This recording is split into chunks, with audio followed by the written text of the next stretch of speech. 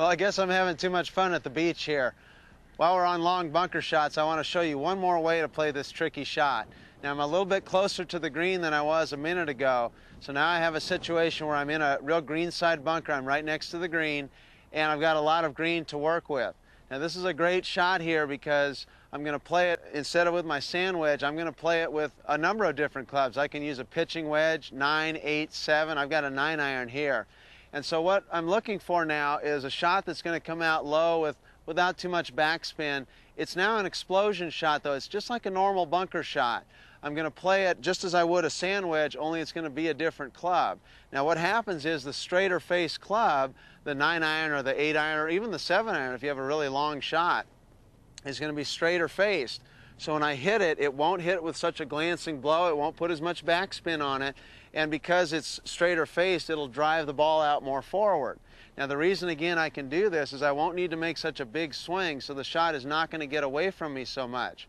If I have to blast a sand wedge 40 yards across the green, that one can really get away from me sometimes. I had this very shot in a tournament, just to give you an example of when you can use it.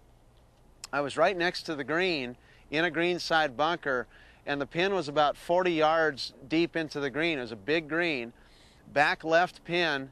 Right on the other side of the pin was a canyon right there. So you can imagine the visual as I was playing this shot. It was really scary.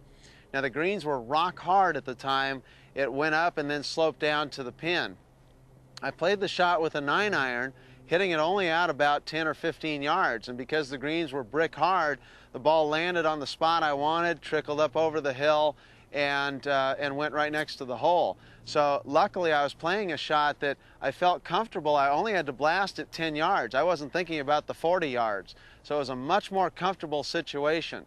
So when you play this shot, go ahead and lay it open just like a normal bunker shot.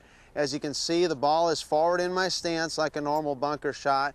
The blade is laid slightly open. That's going to make the ball go to the right. So I have to aim myself a little bit to the left to compensate. Again, just like a normal bunker shot. You don't want to fan it way open, just a little bit to make use of that flange of the club so it won't dig too deeply.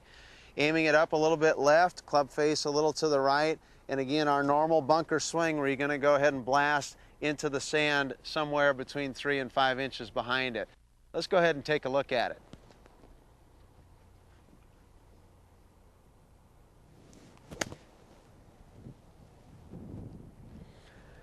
Now this is not going to be the world's most handsome looking shot. It's going to come out low and lots of run on it.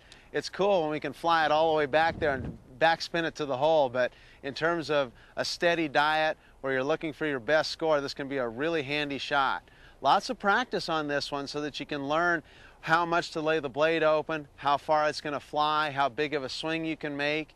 But you really want to go ahead and try some different clubs. Go ahead and try your 7-iron, see what happens with it. You may be able to find yourself a shot that you can really use out on the course. I like this one. I'm sure you will too.